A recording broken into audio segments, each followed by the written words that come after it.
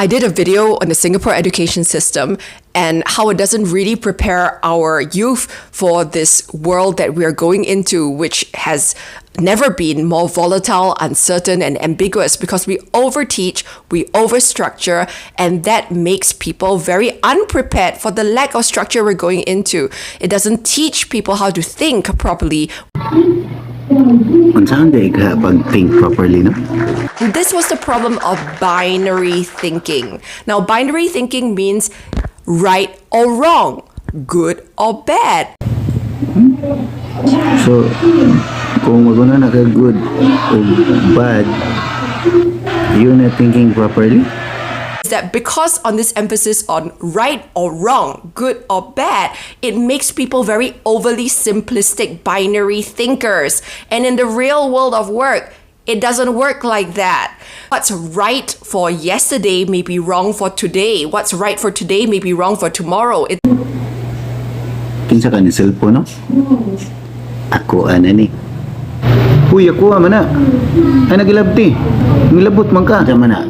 Good na or bad? Bad. Guno na kung good o bad. Good. Wala. Ingon siya, oh. Di na kinala ng good o bad ron.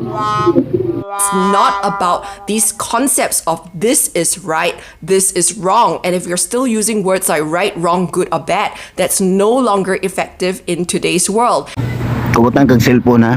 Imong gilabtan akong cellphone, ha? Okay ra, wala na bad o good ron. Akong bag. Doesn't matter. In fact, what I encourage corporates to do or leaders to do is to say, well, which part of this is working? Which part of this isn't working? Mo niyang tambal nimo, na na.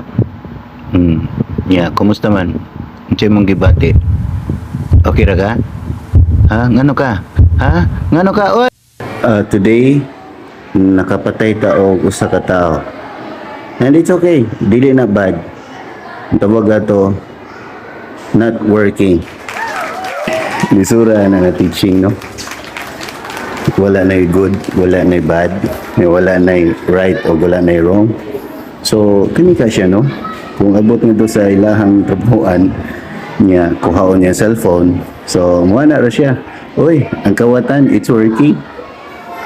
And it's not good and it's not bad. Ani siya, nidot na biktima mo? Wala may good o bad sa ilaha.